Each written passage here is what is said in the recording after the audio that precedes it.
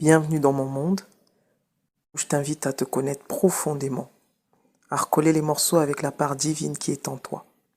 Je suis ici et maintenant pour t'aider à reprendre le contrôle de ton être infini afin que tu vives une vie libre, riche et épanouie. Bonjour et bienvenue à toi. Je suis Genesis, ton éveilleuse de conscience. Je suis l'autrice du livre Maintenant je vis, qui est disponible sur toutes les plateformes en ligne, le site, Cultura, Amazon, Fnac, et aussi dans toutes les librairies en France à la commande. Aujourd'hui, le cas pratique dont on va parler, ça sera autour des blessures. À quel point les blessures nous détruisent en fait, détruisent vraiment nos relations, détruisent notre vie en amont. J'ai rencontré donc cette dame qui est venue vers moi, qui avait besoin d'aide bien entendu. Alors l'histoire c'est quoi? C'est elle n'a pas connu son père, elle n'a pas connu sa mère, elle a été élevée par sa tante qui l'a maltraitée. Donc c'est une dame qui s'est toujours sentie rejetée. Et bien entendu, elle n'a vécu que le rejet toute sa vie. Rejet, abandon, injustice, en fait, toutes les blessures quoi. Et là, elle est venue me voir parce qu'elle me dit, oui, ça fait un moment que je voulais vraiment voir des gens pour m'accompagner parce que par moi-même, je n'y arrive pas. J'essaie de mettre des stratégies. Je suis même allée à l'église parce que moi, à la base, je ne suis pas croyante. Mais je me suis dit, c'est peut-être parce que je ne crois pas. Je suis allée même à l'église. Mais ça n'a rien donné. Au contraire, ce que j'ai vu à l'église m'a dégoûtée encore plus. Donc, je suis dégoûtée de chez dégoûtée. Voilà. Et donc, je lui demande, mais c'est quoi le problème? Elle me dit, en fait, moi, c'est un tout. J'ai juste aucune relation avec personne. Toutes les personnes auxquelles je m'attache, je fais toujours tout pour qu'on se sépare, mais toujours de la mauvaise des manières, la mauvaise des façons. Et j'en ai marre parce que dernièrement, j'avais un ami que j'aimais beaucoup. On était ensemble, ça avait bien commencé. Je suis tombée enceinte de lui. Et alors que donc la grossesse évolue petit à petit, je ne sais pas trop pourquoi. Je vous assure, je ne sais pas trop pourquoi. J'ai commencé à je commençais à le mépriser. Et sans qu'il me fasse rien, sans qu'il me fasse quoi que ce soit, je commençais à le mépriser, ouais. Et je lui répétais continuellement, c'est sûr que tu ne seras même pas un bon père. Je ne sais même pas comment ça se fait que je t'ai permis d'avoir, comment je t'ai permis que tu me déposes ta semence en moi. C'est lourd, hein? Et donc, elle méprisait, elle dénigrait le gars. Mais le gars, un jour, il a claqué la porte, il est parti. Il dit, le jour qu'il est parti, il m'a appelé, il m'a dit, ne m'appelle plus jamais, je ne veux plus jamais te voir. L'enfant, je ne le connais pas comme de toute façon, comme tu ne me reconnais même pas comme cette personne capable de prendre soin de cet enfant, eh bien, débrouille-toi. J'ai pleuré toutes les larmes de mon corps. Je ne savais pas quoi faire. J'étais devenue folle, j'ai tout cassé chez moi.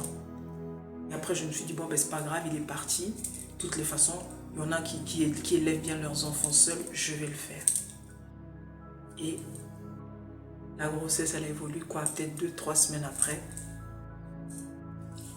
elle a perdu l'enfant. En fait, elle a fait une fausse couche. C'est dur, hein, je vous assure, c'est dur. Vous savez, quand vous écoutez beaucoup les gens, c'est là où vous vous rendez compte que vous n'êtes pas si mal loti. Donc, il faut rendre grâce pour ce que vous êtes, ce que vous avez, les expériences que vous vivez. Parce que quand vous vous plaignez en disant « moi je suis pire, moi je vis ça », vous ne savez pas à côté, la voisine juste à côté, vous ne savez pas ce qu'elle vit. Le voisin juste derrière, vous ne savez pas ce qu'il vit. Je vous assure, ça m'a fait tellement mal. Je me suis dit « waouh ».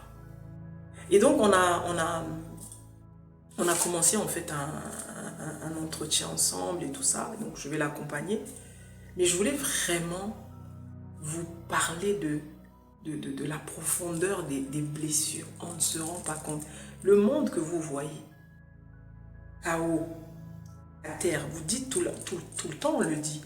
Le monde est dans un sommeil profond, le monde est endormi, le monde est dans le noir. Mais ce noir-là, c'est parce que le monde s'est identifié à son mental. Il s'est identifié à un passé.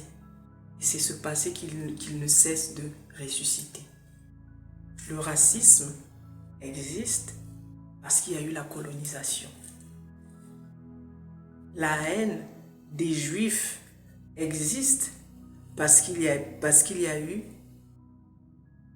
Hitler. Vous voyez?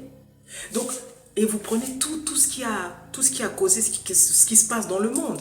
Ça vient de quelque part. Donc là, on parle maintenant de la conscience collective. Donc, il y a cette âme collective que nous sommes tous. Donc, il y a cette conscience collective. Si la conscience collective, elle est souillée, elle n'est pas amour, mais le résultat, c'est ce qu'on est en train de vivre. Tant que l'homme ne revient pas à qui il est profondément, tant qu'il ne fait pas la rencontre avec qui il est profondément, c'est-à-dire l'amour pur, le monde connaîtra toujours ce qu'il connaît. Ne vous leurrez pas. Donc, n'attends pas que le changement se produise. Toi, commence à être le changement. Commence à être le changement. Ajoute, comme on dit, ta pierre à l'édifice. Fais ce que tu peux à ton niveau. Fais ce que tu peux à ton niveau. Ce n'est jamais négligeable. Jamais. Donc, cette dame n'a connu ni père ni mère. Elle va voir sa tante. Enfin, elle va vivre chez sa tante qui l'élève et qui la maltraite. Vous voyez un peu, on a l'impression que le divin aime la douleur. Non, la douleur, c'est pour toi et moi. La douleur, c'est nous qui l'avons appelée comme ça. Lui, il ne vit qu'une expérience. Donc, quand toi, tu appelles douleur, lui, il l'appelle expérience. Je vais me réincarner ou je vais m'incarner en cette personne et je veux vivre par cette personne le rejet. Tout le monde va me rejeter. Tout le monde va me détester. Je serai le souffre-douleur de tout le monde. Les gens ne m'aimeront pas. Les hommes vont abuser de moi. Tout le monde va me rejeter. Tu es venu faire cette expérience-là. Et le divin en toi, c'est qu'il est parfait. C'est toi, c'est le petit personnage que tu joues qui pense qu'il a besoin d'aide, qu'il a besoin d'être aidé, qu'il a besoin d'être protégé. En réalité, tu n'en as pas besoin. Tu es déjà parfait de par l'essence que tu as en toi. Et c'est ça, cette essence que tu es vraiment. Tout le reste, ce n'est que l'expérience. C'est vrai que dit comme ça, on a l'impression que c'est facile. Hein? C'est dur quand on est dans ces cas de figure-là. Je voulais juste simplement vous attirer encore votre attention ici pour vous dire, prenez soin de votre âme, prenez soin de vous. Si tu ne sais pas, c'est différent. Quand tu sais, et quand tu commences à noter des choses qui ne sont pas nettes, des choses qui se répètent, arrête-toi et commence à te poser les bonnes questions. Pourquoi je suis comme ça? Pourquoi j'agis toujours comme ça? Pourquoi j'attire toujours des personnes comme ceci? Pourquoi j'attire toujours des personnes comme cela? Pourquoi si pour... Tu commences à te poser des questions. Je t'assure. N'attends pas que ça vienne des autres. Vous voyez cette dame, elle m'a dit, je déteste la religion. Je ne veux même pas qu'on me parle de ouvre la Bible, ouvre le ceci. Je déteste tout ce qui vient de me parler de Dieu, diable. Je déteste. Et moi je lui ai dit, mais tu sais, avec moi, on va être obligé de parler de Dieu. Parce que soit tu crois que tu as atterri comme ça, comme on dit le Big Bang, tu as atterri comme ça, soit tu crois que tu viens de quelque part. Après le quelque part, tu peux l'appeler comme tu veux. Dieu, conscience, l'intelligence suprême, tout ce que tu veux. Mais on est obligé de parler de la source. On ne peut rien faire sans parler de la source. Et là, elle me regarde, elle me dit, je ne sais pas pourquoi, j'ai envie de vous écouter. Et c'est parti, c'est parti, c'est parti, c'est parti. Mais je sais que c'est dur. Et je lui dis que rien que le simple fait que tu as amorcé la démarche, prendre ton téléphone, appeler, communiquer avec moi, ça veut dire que ton âme est déjà en train de chercher la voie vers sa guérison.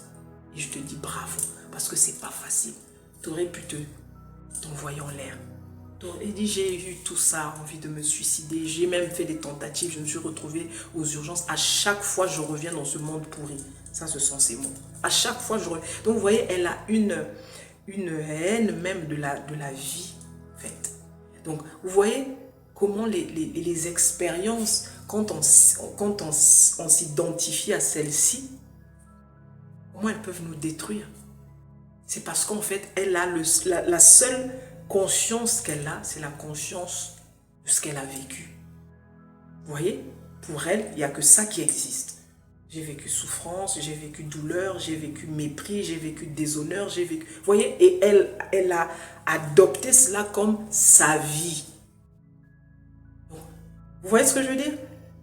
Et c'est là où est tout le problème. Donc, il faut aller déconstruire tout ça.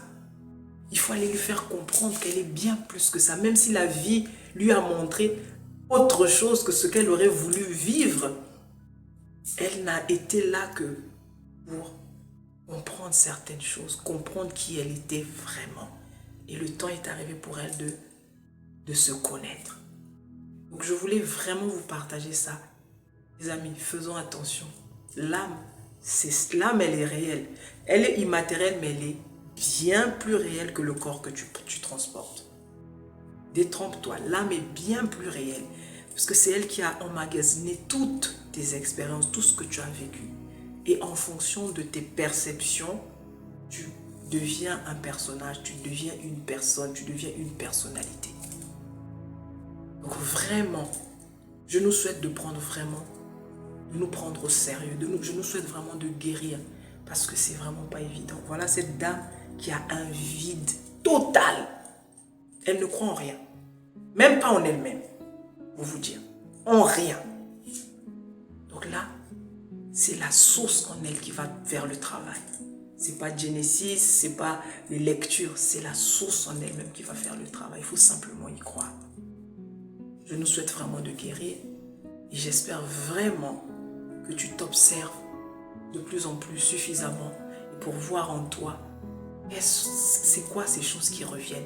Pourquoi ton paradigme est toujours le même à chaque fois. Pourquoi tu vis la même chose à chaque fois? Pourquoi c'est les mêmes expériences? Les acteurs changent, les protagonistes changent, mais le fond reste le même. Pose-toi la question, pose-toi les bonnes questions. C'était Genesis.